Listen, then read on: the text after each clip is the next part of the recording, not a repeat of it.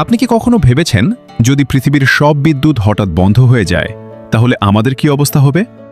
আমরা কি আবার জ্বালানির জন্য সেই পুরনো কয়লা আর তেলের ওপর নির্ভর করব?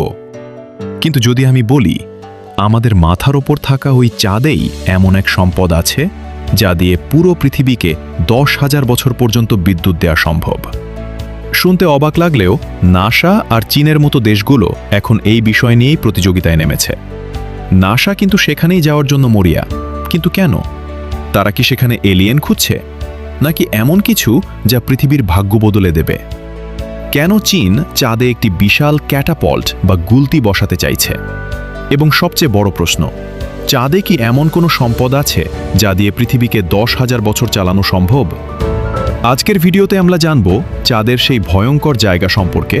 ভিডিওটি শেষ পর্যন্ত দেখলে আপনি জানতে পারবেন কেন চাঁদের ধুলো থেকে পোড়া বারুদের গন্ধ পাওয়া যায়। তো চলুন শুরু করা যাক। চাঁদের দক্ষিণ মেরুতে এমন কিছু গর্ত আছে যা বিশাল গভীর। একে বলা হয় শ্যাকলটন ক্রেটার। এটি গ্র্যান্ড ক্যানিয়নের চেয়েও দ্বিগুণ গভীর। এখানে সূর্যের আলো পৌঁছায় না বলে তাপমাত্রা প্রায় -400 ডিগ্রি ফারেনহাইট। চাঁদের দক্ষিণ মেরুতে এমন কিছু ক্রেটার আছে যেখানে কোটি কোটি বছর ধরে সূর্যের আলো পৌঁছায়নি। এই জায়গাগুলো প্লুটোর চেয়েও ঠান্ডা। এখন আপনার মনে প্রশ্ন আসতে পারে, এত ঠান্ডা আর অন্ধকার জায়গায় নাসা কেন যেতে চায়? কারণ এই অন্ধকারের মাঝেই লুকিয়ে আছে সাদা সোনা, অর্থাৎ বরফ। 2009 সালে নাসা চাঁদে রকেট ক্র্যাশ করিয়ে প্রমাণ করেছে যে সেখানে কোটি কোটি টন পানির বরফ জমে আছে। আগে বিজ্ঞানীরা ভাবতেন চাঁদ একদম শুকনো, কিন্তু এই পানির খোঁজ পাওয়ার পর সব সমীকরণ বদলে গেছে। এই পানি থেকে অক্সিজেন এবং রকেট ফুয়েল তৈরি করা সম্ভব। অর্থাৎ মঙ্গলে যাওয়ার পথে চাঁদ হবে আমাদের পেট্রোল পাম্প বা পিট স্টপ। এবার আসি আসল সম্পদের কথায়, হিলিয়াম-3। এটি এমন একটি গ্যাস যা পৃথিবীতে খুবই বিরল, কিন্তু চাঁদের মাটিতে প্রচুর পরিমাণে রয়েছে। আপনি কি জানেন মাত্র 25 টন হিলিয়াম-3 দিয়েই পুরো আমেরিকার 1 বছরের বিদ্যুতের চাহিদা পূরণ করা সম্ভব?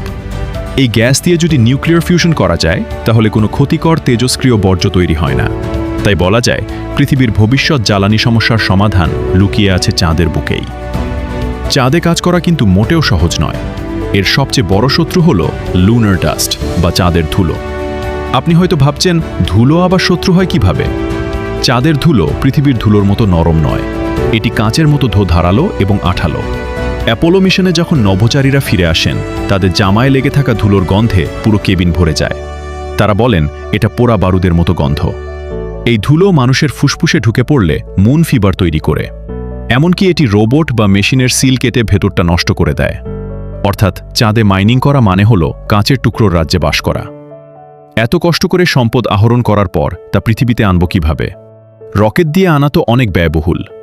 1 পাউন্ড মাল আনতে খরচ হয় প্রায় $5 লাখ। তাই চীন এক অদ্ভুত পরিকল্পনা করেছে। তারা চাঁদে একটি 165 ফুট লম্বা ঘূর্ণায়মান বাহু বা ক্যাটাপল্ট বসাতে চায়। এটি বিদ্যুতের সাহায্যে ঘুরতে ঘুরতে মহাকাশযানকে সরাসরি পৃথিবীর দিকে ছুড়ে দেবে। এতে কোনো জ্বালানি লাগবে না এবং খরচ হবে 90% কম। বন্ধুরা, আপনাদের কি মনে হয় এই প্রযুক্তি কি সফল হবে, নাকি এটি মহাকাশে এক বিশাল দুর্ঘটনার কারণ হবে? কমেন্টে আপনার মতামত জানান। চাঁদের এই $1 ট্রিলিয়ন সম্পদের মালিককে 1967 সালের চুক্তি অনুযায়ী কেউ চাঁদের মালিকানা দাবি করতে পারবে না। কিন্তু যদি কোনো প্রাইভেট কোম্পানি সেখানে গিয়ে খনন শুরু করে, তবে কি সেই সম্পদ তাদের হবে? আইনত এর কোনো পরিষ্কার উত্তর এখনও নেই। আমরা কি এক নতুন মহাকাশ যুদ্ধের দিকে এগিয়ে যাচ্ছি? সময়ই তা বলে দেবে। যদি আজকের ভিডিওটি আপনার ভালো লাগে তবে লাইক দিতে ভুলবেন না। আর মহাকাশ নিয়ে আরও জানতে চাইলে আমাদের চ্যানেলটি সাবস্ক্রাইব করুন। চাঁদের রহস্য তো জানলেন, কিন্তু মঙ্গল গ্রহের সেই রহস্যময় দরজা কি সত্যি এলিয়েনদের তৈরি, নাকি স্রেফ একটি পাথর? মঙ্গলের সেই রহস্য জানতে হলে কমেন্ট করেন। দেখা হচ্ছে নেক্সট ভিডিওতে।